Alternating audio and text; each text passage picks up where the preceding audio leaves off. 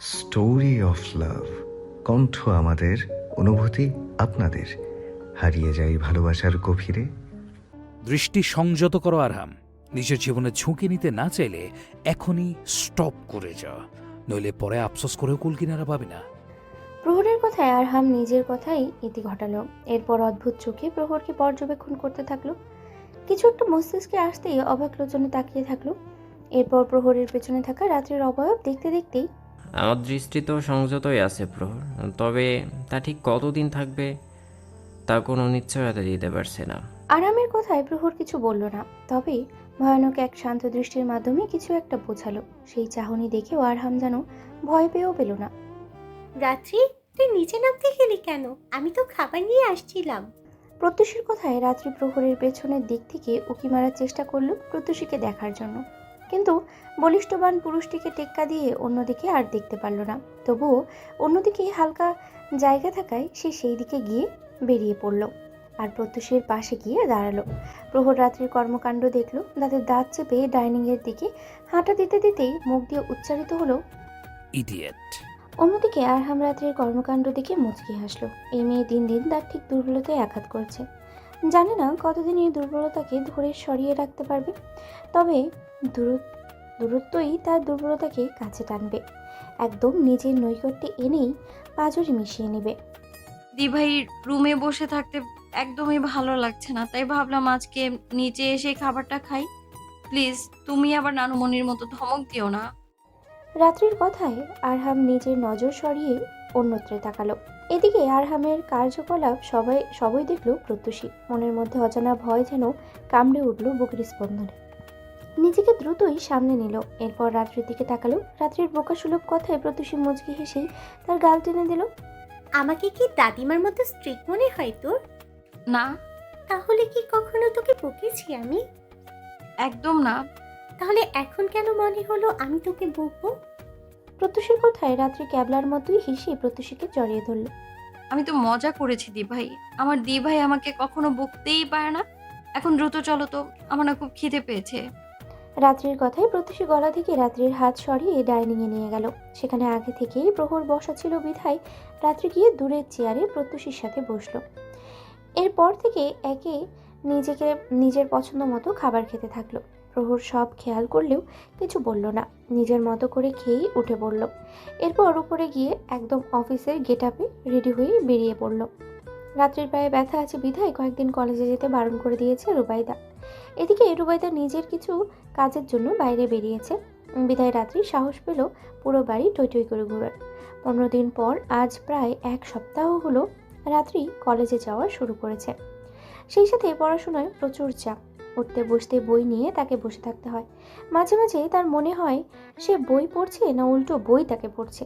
মানছে সে তার বই পড়তে ভালো লাগে, পড়াশোনা করার মারাত্মক একটা আগ্রহও তার, তাই বলে সবাই মিলে তাকে এইভাবে টর্চার করবে? কি আজব লোকজনের পাল্লায় পড়েছে সে কে জানে। এদিকে প্রহরের জ্বালায়ও শান্তি নেই তার। রাত 10টা থেকে তাকে পড়ায়, আবার সেই পড়া যতক্ষণ না কমপ্লিট হবে ততক্ষণ পর্যন্ত ওই লোক তাকে বসিয়েই রাখে।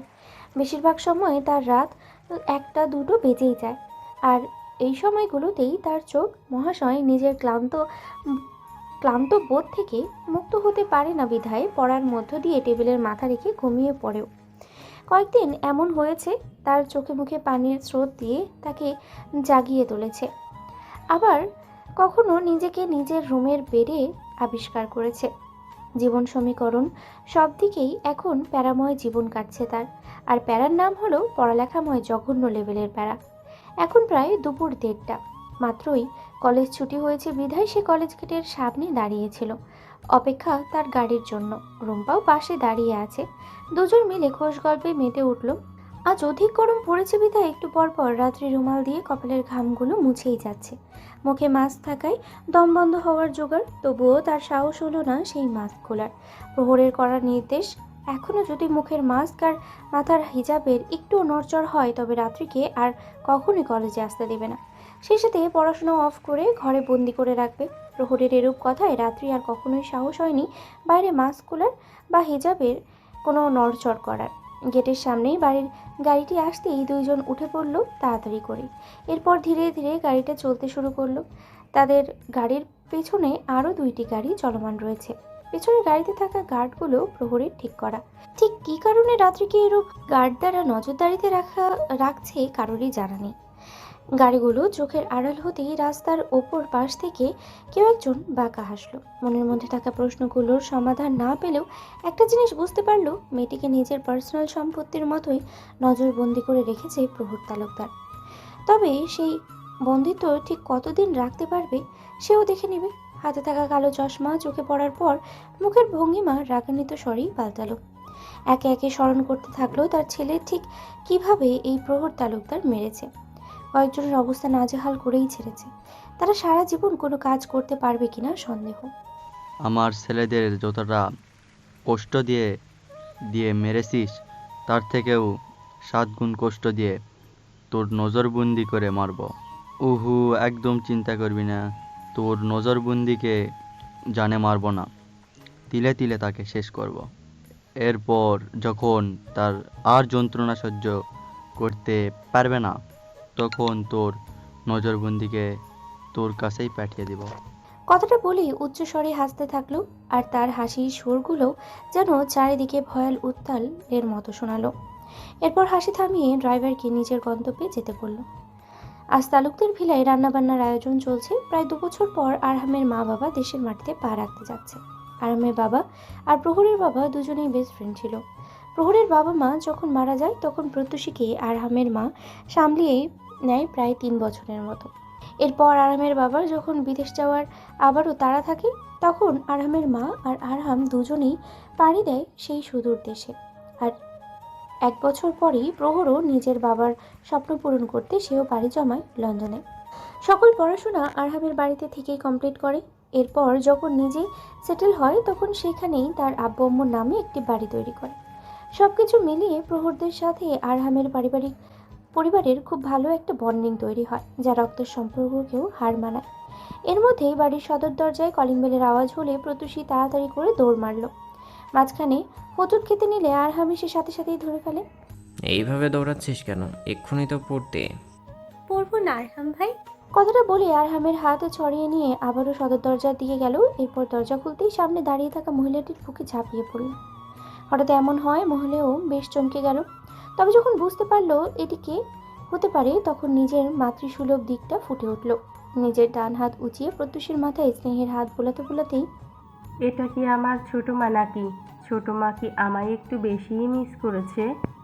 অনামিকার আরহামের মার কথায় প্রত্যুষী খুশির মুহূর্তেও ঝরঝরিয়ে কেঁদে দিল। জন্মের পর থেকে অনামিকার কাছেই সে মাতৃস্নেহ পেয়েছে। তবে সেই সময়টা বেশি দিন দীর্ঘ ছিল না। তবে যতদিনই ছিল সেই সময়টাকে সে কখনোই ভুলবে না। এভাবে কাঁদতে নেই সোনা বাচ্চাটা আমার, দেখি কান্না থামা। কথাটা বলতে বলতেই প্রত্যুষীর মুখের আদল থেকে অশ্রুকণাগুলো মুছে দিল। এরপর স্নেহের আলিঙ্গন করেই বাড়ির ভেতরে ঢুকলো।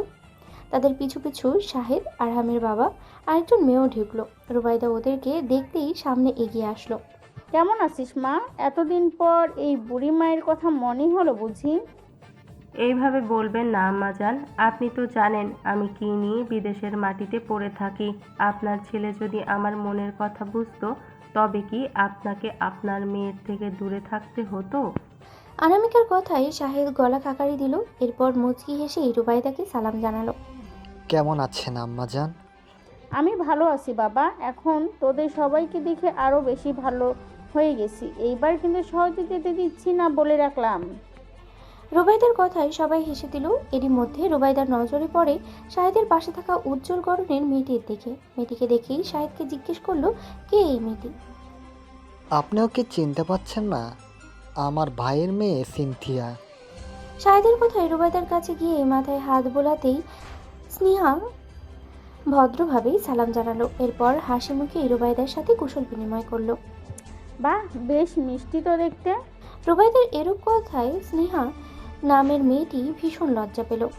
সবাই দেখি আমাকে ভুলে গেছে, তাহলে আমি এখানে এসে তো তোমাদের বিরক্ত করে ফেললাম। কি আর করা যায়? তবে আমি আরহামের কথায় সবাই ওর দিকে তাকিয়ে হেসে দিল। তোকে কি ভোলা যায়? তুই হচ্ছিস আমাদের সবার ডাক্তার সাহেব। তুই না থাকলে আমরা চিকিৎসা করাবো কি করে? কি বলেন আম্মাজান? একদম ঠিক বলেছিস ওনা। আরহাম তো আমার দ্বিতীয় জামাই, ওরে কি আর ভোলা যায়? সবাই রুবাইদার কথায় হেসে দিল। আরহাম কিছুক্ষণ নাক মুখ কুচকে ওদের যুক্তিগুলো শুনল। এরপর সেও যোগ দিল আড্ডাতে। এসবের মাঝে প্রহর আর রাত্রিকে কোথাও দেখতে পায়নি বিধায় আপাতত সেই বিষয় নিয়ে কেউ ঘাটলও না আর। সন্ধ্যার দিকে রাত্রির ঘুমটা হালকা হলো। আজকে অতিরিক্তের চেয়েও বেশি ঘুমিয়েছে সে। সেই দুপুর 12টায় অল্প খেয়ে ঘুম দিয়েছে। এখন প্রায় সন্ধ্যা 7টা বাজতে চলল। গতকাল রাতে ঠিকভাবে ঘুমায়নি বিধায় আজকের এই অধিক ঘুম। বেড থেকে উঠেই ফ্রেশ হয়ে নিল। পেটে খিদেই ইঁদুর দৌড়াচ্ছে বিধায় রুম থেকে বেরিয়ে গেল। সিঁড়ির মধ্যে কানে আসতেই অনেকজনের হাসির কোলাহল শুনতে পেল। সেই হাসির উৎসের দিকে তাকালেই দেখতে পেল দুইজন অপরিচিত ব্যক্তিদেরকে, সাথে একটি মেয়েকেও দেখল। এরা কারা হতে পারে তার ধারণা নেই, তবে সবাইকে খুব হাসি খুশি মনে হলো। আর প্রত্যুষীকে অপরিচিত মহিলাটার বুকে লেপ্টে থাকতে দেখা গেল। নিচে যাওয়াটা কি উচিত হবে ভাবতে ভাবতেই আরও 2টি সিঁড়ি নিচে নামতেই প্রহরকে চোখে পড়ল। ওই মেয়েটার পাশেই বসে আছে লোকটি। এটা দেখে রাত্রে কেমন যেন লাগতে শুরু করলো। এদিকে খিদাও পেয়েছে খুব। কি করবে সে? নিচে যাবে নাকি রুমে চলে যাবে? নখ কামড়াতে কামড়াতেই বিষয়টি ভাবতে থাকলো। এদিকে হঠাৎ করে আরহামের নজর পড়ে উপরের সিঁড়ির দিকে। রাত্রিকে এইভাবে দাঁড়িয়ে নখ কামড়াতে দেখে মুচকি হাসলো। শেষমেশ তার মতো নাম করা ডাক্তার একজন বাচ্চা মেয়ের প্রেমে পড়েছে। বিষয়টা আসলেই হাস্যকর হলেও আর 30 বছরের প্রথম আসক্তি তার ব্যক্তিগত রক্তজবা। বুড়ি, ওইখানে দাঁড়িয়ে আছিস কেন? এখানে আয়। হঠাৎ রুবাইদার কথায় সবাই সিঁড়ির দিকে তাকালো, শুধু প্রহর ছাড়া। সে ফোন নিয়ে ব্যস্ততায় আছে। এইদিকে সবাইকে তার দিকে তাকিয়ে থাকতে দেখে ভীষণ অস্বস্তি বোধ করলো সে। তবুও তার নানুমণির কথা অমান্য করলো না। ধীর পায়ে সবার সামনে যেতেই রুবাইদা রাত্রির পাশে গিয়ে দাঁড়ালো। আম্মাজান, কে এই মেয়ে? আমার আরেক নাতনি। আরেক নাতনি মানে? আপনার তো নাতনি একটাই, তাহলে? আনামিকার কথায় রুবাইদা হাসি মুখেই রাত্রির এলোমেলো চুলগুলো কানের পাশে গুজে দিতে দিতেই, ডাবল নাতনি শখ জেগেছে রে ওনা, তাই তো এই নাতনিকে অর্ডার করে আনিয়েছি। রুবাইদার ঘুরিয়ে ফিরিয়ে কথার মানে ঠিক বুঝতে পারলো না আনামিকা আর সাহেব, তবে এতে তেমন একটা গুরুত্ব দিল না। বুড়ি, এদের সাথে পরিচয় করিয়ে দিচ্ছি। আনামিকার দিকে তাকিয়ে সালাম জানালো। আনামিকাও সালাম জানিয়ে বসা থেকে উঠে পড়ল। আনামিকার পিছন পিছন শাহিদও উঠে পড়ল। প্রত্যুষী অবশ্য আনামিকার কোলেই ঘুমিয়ে পড়েছিল। আরহাম, প্রত্যুষীকে রুমে দিয়ে এসো, এরপর আমার রুমেও এসো, কথা আছে। আনামিকা হঠাৎ এরূপ কথার মানে আরহাম ঠিক বুঝলো না, তবে মায়ের উপরে কথাও বলতে পারল না। কিরে, উঠে যাচ্ছিস যে? নাস্তা তো পুরোটা করলি না। আম্মাজান, আর ইচ্ছে করছে না যে, ভীষণ টায়ার্ড অনুভব করছি, কিছুক্ষণ রেস্ট করে নেই। আনামিকার কথায় শাহেদও একই কথা বললে রুবাইদাও তাদের রেস্ট করতে বলল। রান্নাঘরে কাজ থাকায় রাত্রিকে ডাইনিংয়ে বসতে বলেই চলে গেল বাকি কাজগুলো সামলাতে। এদিকে আরহাম কোনো অনুভূতি ছাড়াই প্রত্যুষীকে কোলে তুলে নিল। এরপর হাঁটা ধরে নিল। সাবধানে নিয়ে যাবে, কোনো আঘাতের আঁচড় যাতে না পড়ে, আর যদি পড়ে তবে। প্রহরের সাবধানী বাণী শুনে আরহাম ভ্রু কুঁচকে তার দিকে তাকালো। হ্যাঁ, তাহলে তুই নিয়ে যাবে, এতে আমার কোমর রক্ষা পাবে। মামুনি আমাকে বলেনি, যাকে বলেছে সেই নিতে পারবে। বোন কি আমার একার নাকি তোর না? আমার বোন শুধুমাত্র আমার একমাত্র বোন হবে। অন্য কারো বোন হওয়ার অধিকার তাকে দিইনি আমি। তাই আমার একমাত্র বোনকে নিজের বোন কখনোই ভাববি না। প্রহরীর কথায় আরহাম গভীর নিঃশ্বাস ফেলল। এই একই বাক্য সে কয়েক বছর ধরেই শুনছে। আজ আবারও শুনে আর কিছু বলল না। বাহুতে থাকা প্রত্যুষীকে দেখে আবারও চলতে শুরু করলো উপরের দিকে। সবাই সব কাজ নির্ধারণ করলেও একমাত্র রাত্রি কিছু করতে পারল না। এদিকে স্নেহা নামের মেয়েটি প্রহরের পাশে বসে আছে। এই জিনিসটি বারবার দেখতেই রাত্রির ভীষণ বিরক্ত লাগছে। আর সেসব ভাবনা চিন্তা মন থেকে ঝেড়ে নিয়ে অন্যদিকে তাকালো। এরপর অন্যদিকে যেতে নিলেই প্রহরের করা আদেশেই থেমে যায়। 10 মিনিটের মধ্যে আমার রুমে ব্ল্যাক কফি নিয়ে আসবে।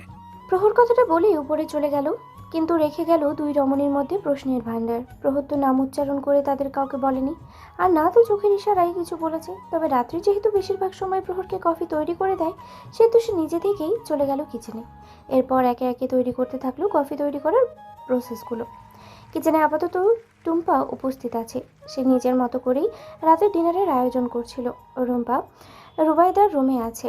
কফি তৈরি করার শেষ সময়ে কিচেনে স্নেহার আগমন ঘটে। সে এসে রাত্রির কাছে দাঁড়ায়। কফি তৈরি করা শেষ?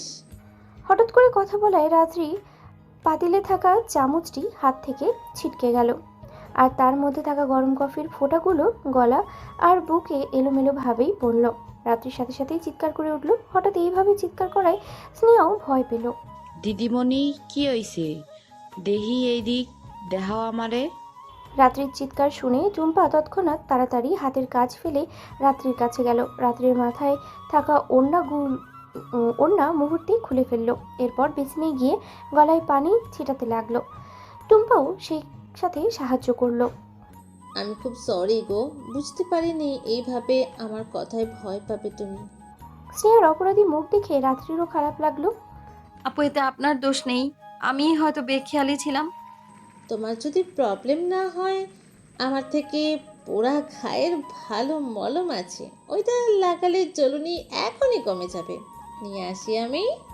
স্নেহার এরূপ কথায় রাত্রি অবাক হলো ভীষণ। মেয়েটার ব্যবহার দেখে মনে হচ্ছে রাত্রি তার ভীষণ পরিচিত লোক। যাই হোক, সে নিজের চিন্তা আপাতত বাদ দিল। আপু আপনাকে কষ্ট করতে হবে না, এমনি সেরে যাবে। একদম না, দাঁড়াও আমি এক্ষুনি আনছি। কথাটা বলেই স্নেহা কিচেন থেকে বেরিয়ে গেল। এদিকে রাত্রি নিজেকে ঠিকঠাক করে কফিটা কাপে ঢেলে সেও বের হলো কিচেন থেকে। সিঁড়িতে যেতেই আবারও স্নেহার দেখা মিলল। আরে তুমি কষ্ট করে আসতে গেলে কেন? এটা আমাকে দাও, আর হ্যাঁ, এটা পোড়া জায়গায় লাগিয়ে নাও। স্নেহা রাত্রির থেকে কফির ট্রেটা নিয়ে তার হাতে মলম ধরিয়ে দিল। এরপর স্নেহা পেছন ফিরে আবারও উপরে উঠে পড়ল।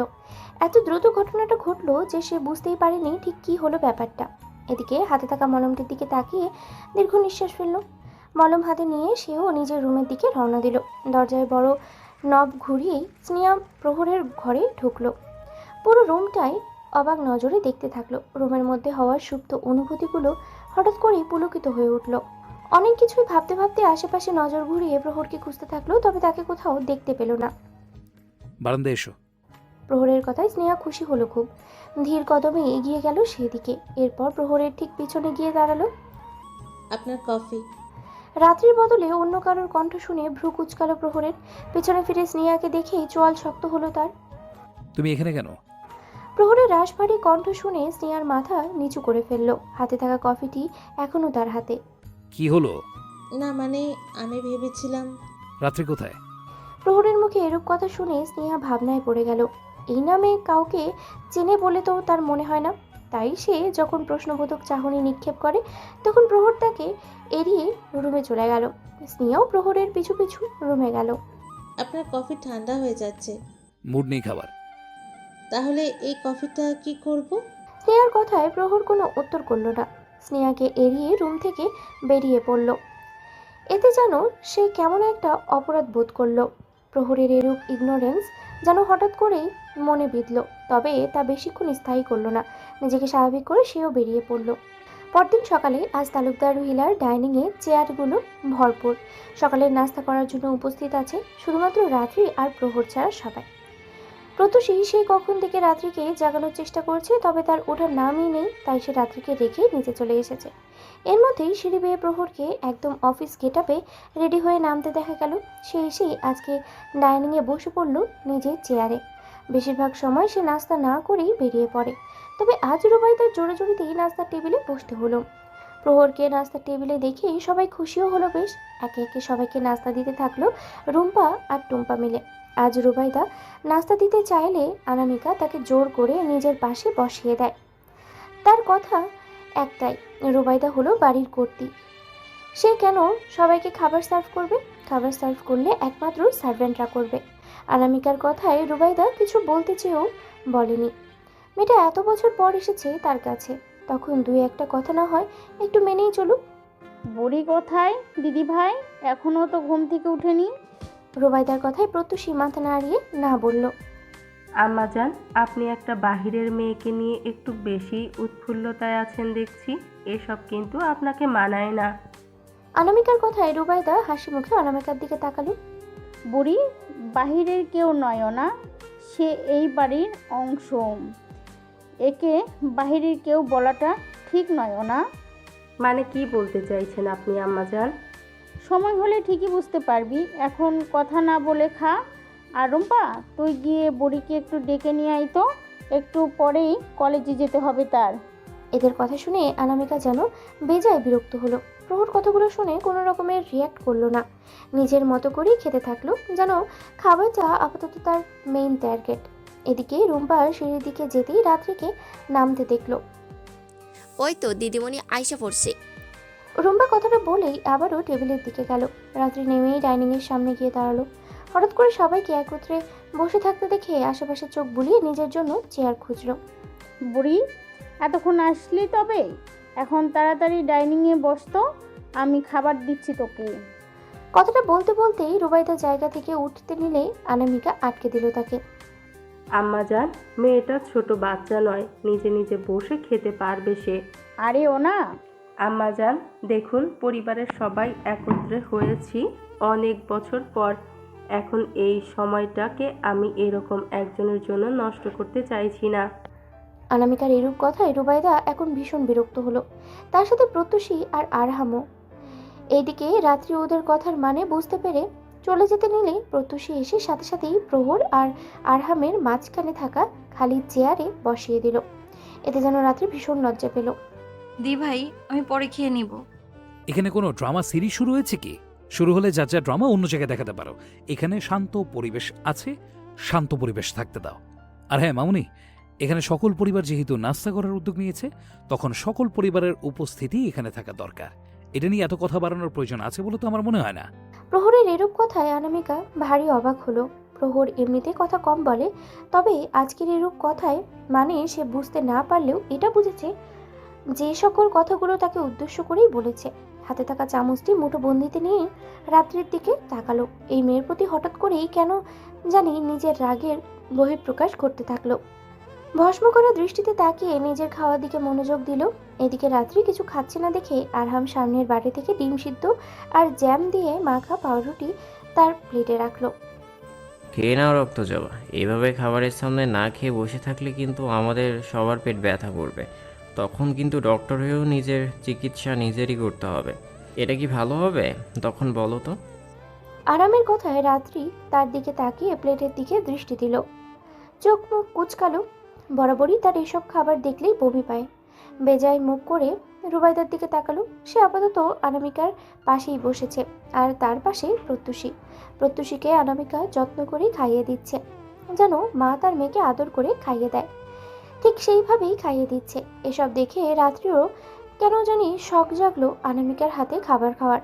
কিন্তু যতটুকু বুঝলো অনামিকা তাকে পছন্দ করে না। রাত্রি ছোট হতে পারে, তবে কোনো মানুষের কেমন মনোভাব থাকে তা সে সহজেই বুঝতে পারে। আজ আর রুবাইদাকেও বলল না খাইয়ে দিতে, নিজে নিজেই অপছন্দের খাবার গলদকরণ করতে থাকলো। এতক্ষণ ধরে রাত্রির সবকিছু পাশে থাকা দুই পুরুষ পর্যবেক্ষণ করছে। একজন মুগ্ধ হয়ে তাকিয়ে আছে, তো আরেকজন ভ্রু কুঁচকে রাত্রির মুখাবয়বগুলো নিজের স্মৃতির মানসপটে বন্দি করতে থাকলো। খুব কঠিনভাবেই সেই সব জিনিস নিজের ভাবনার মধ্যেই বন্দিনী করে ফেললো। তোমার কোনো সমস্যা না হলে আজ আমি তোমাকে কলেজে ড্রপ করে দিই। আরহামের কথায় রাত্রি কলেজ ব্যাগ নিয়েই দাঁড়িয়ে পড়ল। ভাই, আমি তো ড্রাইভার কাকার সাথেই যাচ্ছি, আপনাকে কষ্ট করে। কিসের কষ্ট? শোনো, আমাকে তোমার কলেজ পার করে হসপিটালে যেতে হয়, তাই এখানে যদি তোমাকে আমি মাঝে মাঝে ড্রপ করে দিই, এতে আমার কোনো কষ্ট হবে না, বরং সুখ হবে। সুখ হবে মানে? মানেটা হলো, এখন তুমি আমার সাথে কলেজে যাচ্ছ। এখন কোনো কথা না বলে গাড়িতে ওঠো তো। রাত্রি যেন এক মহা ঝামেলায় পড়ল। এমনিতেই আরহামকে মোটামুটি ভালো ছেলে মনে হয় তার, তবে ওনার অধিক কেয়ারগুলো কেন জানি রাত্রির হজম হয় না। তাই তো সবসময় লোকটাকে এড়িয়ে চলে। কিন্তু আজ কিভাবে এড়িয়ে যাবে? আশেপাশে কেউ নেই যে কিছু একটা বলে কেটে পড়বে। কি হলো, দাঁড়িয়ে আছো যে এখনো? ওঠো। আরহামের আবারও ডাক দেওয়াতেই চোখ মুখ কুচকেই গাড়িতে ওঠার জন্য সামনে গেল। রাত্রিকে এগোতে দেখে আরহাম মুচকি হেসে গাড়ির দরজা খুলে দিল। রাত্রি সেদিকে বসতে গেলেই হঠাৎই হাতে টান অনুভব করলো। কোনো কিছু বোঝার আগেই নিজের পায়ের ব্যালেন্স হারিয়ে কারোর বুকের মাঝে ধাক্কা খেলো। প্রহর, তুই এখনো অফিসে যাস নাই? ওকে নিয়ে কই যাচ্ছিস? আরহামের কথার প্রেক্ষিতে প্রহরীর এরূপ কথা শুনে আরহাম গাড়ির দরজা বন্ধ করে সোজা হয়ে দাঁড়ালো। রক্তজবাকে কলেজে ড্রপ করতে নিয়ে যাচ্ছিলাম। রাত্রিকে রক্তজবা বলে সম্বোধন করতে দেখে প্রহরের চোয়াল শক্ত হয়ে উঠল। রাত্রিকে তৎক্ষণাৎ নিজের পেছনে নিয়ে আড়াল করলো। Don't call her রক্তজবা. If you want to call her by her real name, then call her by it.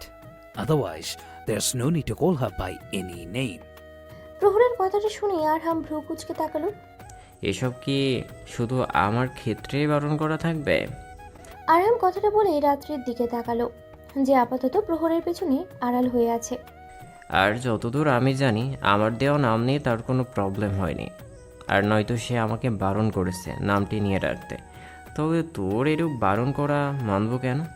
আরামের কথাগুলো শুনে প্রহর পেছনে ফিরে রাত্রির দিকে তাকালো, যে এই মুহূর্তে তাদের দিকেই তাকিয়ে আছে। রাত্রির এরূপ তাকানোটা প্রহরের ঠিক লাগলো না।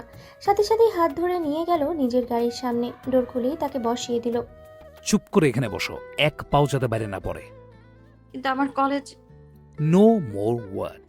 প্রহরের গম্ভীর কথায় রাত্রি আর কিছু বলার সাহস পেল না। প্রহর ডোর বন্ধ করে আরহামের সামনাসামনি হলো। তোকে আগেও বলেছি, এখনো বলছি, সময় থাকতে চোখের দৃষ্টি সংযত কর। আর যদি না করি? তবে সেই দৃষ্টি নষ্ট হওয়ার জন্য তৈরি থাক। প্রহর এমনভাবে এগিয়ে আরহামের শার্টের কলার ঠিক করতে করতেই, আমি নিজের প্রপার্টি সামলাতে জানি, সাথে প্রপার্টির সীমারেখাও। সাবধান করছি, সাবধান হয়ে যা, নইলে পরবর্তীতে যা হবে তার জন্য তুই নিজে দায়ী থাকবি। কথাটা বলে প্রহর বাঁকা হেসে নিজের গাড়ির কাছে গেল। এরপর সে গাড়িতে উঠতেই ড্রাইভার গাড়ি স্টার্ট করলো। আরামের দৃষ্টি এখনো চলমান গাড়ির দিকে, চোখের আদল কিছুটা কম্পমান হয়ে আছে। সে যা ভাবছে তা যদি হয় তবে তো তার যত্নে করা অনুভূতিগুলো মাটি চাপা দিতে হবে।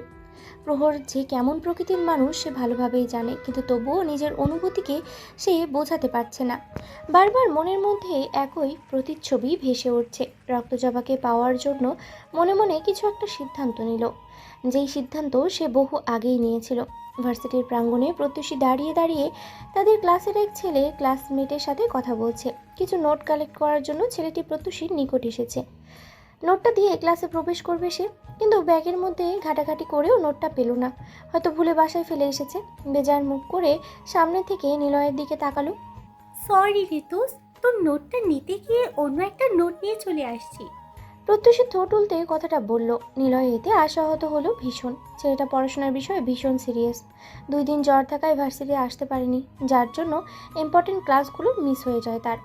সব নোট কালেক্ট করতে পারলেও একটা নোট বাকিই রয়ে গেছে, যেটা প্রত্যুষী থেকে কালেক্ট করার কথা থাকে। নিলয়কে মন খারাপ করতে দেখে প্রত্যুষী নিলয়ের কাঁধে হাত রেখে সান্ত্বনা দেয়। শোন, মন খারাপ করিস না, দরকার হলে আমি তোকে নোট কপি করে এনে দেবো। এখন ক্লাসে চল তো, লেট হয়ে যাচ্ছে ভাই। স্বল্পভাষী নিলয়ের জবাবে প্রত্যুষী মুচকি হেসেই হাঁটা ধরল। সাথে করে নিলয়ও যেতে থাকলো ক্লাসের দিকে। তাদের মধ্যে ক্লাসের টপিক নিয়ে আলোচনা হচ্ছিল। এরই মধ্যে হঠাৎ করে কেউ একজন বল কিক মারল। সেই বলটি প্রত্যুষীর দিকে আসতে নিলে নিলয় প্রত্যুষীর হাত ধরে সরিয়ে দেয়। ঠিক আছিস তুই? হ্যাঁ ঠিক আছি। এই জনসম্মুখে কোন আবার বল মারলো রে? কথাটা বলে আশেপাশে তাকাতে থাকলো। কাউকে তেমন একটা দেখলো না। এইদিকে ক্লাসের জন্য দেরি হয়ে যাচ্ছে বিধায় বিষয়টা নিয়ে আর ঘাটল না, চলে গেল তার ক্লাসে। এতক্ষণ হওয়া সব কিছুই অবলোচন করছিল দূরে দাঁড়িয়ে থাকা শায়ের শেখ। পকেটে হাত দিয়ে নিজের চোখে থাকা চশমাটা খুলে ফেলল। এরপর চোখ দুটোতে 2 হাত দিয়ে হালকা কচলে আবার চশমাটা পরে নিল। বুকের মধ্যে হওয়া প্রবল বেগের যন্ত্রণাগুলো যেন জানে না খুব পীড়া দেয় তাকে। আজকের দৃশ্যগুলো দেখে একটু বেশি যন্ত্রণা অনুভব করছে সে। নীলাম্বরী, আপনি যতটুকু না মায়াবী তার থেকেও মায়াবী আপনার পবিত্রতা। আপনার স্পর্শগুলো যখন বাতাসের কাছে দোলা দেয়, তখন আমার মতো তাগড়া পুরুষও সেই বাতাসের সাথে শত্রুতা শুরু করে দেয়। কিন্তু আজকের দৃশ্যটা শত্রুতা থেকেও ভীষণ বাজে পরিস্থিতির সৃষ্টি হয়েছে নীলাম্বরী। আপনি কেন ওই ছেলেকে স্পর্শ করতে গেলেন? সেই ছেলে হয়তো আপনার ক্লাসমেট, কিন্তু আপনার তো অধিকার নেই তাকে ছোঁয়ার। এখন যে সেই ছেলের সাথে আমার শত্রুতা করিয়ে ফেললেন। পরপুরুষের গাড়িতে ওঠার সাহস কোথায় পেলে রাত? প্রহরের গম্ভীর গলায় কথাগুলো শুনেই রাত্রি হাত কচলাতে লাগলো। এতক্ষণ ধরে গাড়িতে শুধু নীরবতা ছিল। প্রহর রাত্রিকে নিয়ে কলেজের সামনে এসেই গাড়ি থামাতে বলেছে ড্রাইভারকে। গাড়ি থামতেই ড্রাইভারকে বলল বাইরে ওয়েট করতে। উনি বের হতেই প্রহর রাত্রিকে প্রশ্নটি করে, আমি কি তোমাকে পরপুরুষের সাথে কথা বলার পারমিশন দিয়েছিলাম কখনো? প্রহরের প্রশ্নে রাত্রির মাথা নাড়িয়ে না জানায়। রাত্রির মাথা নাড়িয়ে না জানাতেই প্রহর সাথে সাথেই তার কাঁধে 2 হাত রেখে শক্ত করে চেপে ধরল রাত্রিকে। চোখ গরম করেই প্রহর তাকালো রাত্রির দিকে। তাহলে সেই দুঃসাহস কেন দেখালে? কে দিল সেই সাহস? কি হলো? উত্তর দাও রাত। কি উত্তর দেবো? আপনার প্রশ্নই তো আমার মাথায় ঢুকছে না। রাত্রির কথা শুনে প্রহর চোয়াল শক্ত করেই রাত্রির গাল চেপে ধরল। আরহামের সাথে কথা কেন বলেছিলি? ওর সাথে কথা বলার জন্য আমার থেকে পারমিশন নিয়েছিলি? ওনার সাথে কথা বলার জন্য পারমিশন নিতে হবে? কিন্তু কেন পারমিশন নেব? দি ভাইও তো কথা বলে ওনার সাথে। প্রত্যুষীর সাথে তোমাকে গোলাবে না, সে আর তুমি এক নও। তবে তো বলতে হয় আপনিও আমার জন্য পরপুরুষ, তাহলে তো আপনার সাথেও কথা বলা বারণ।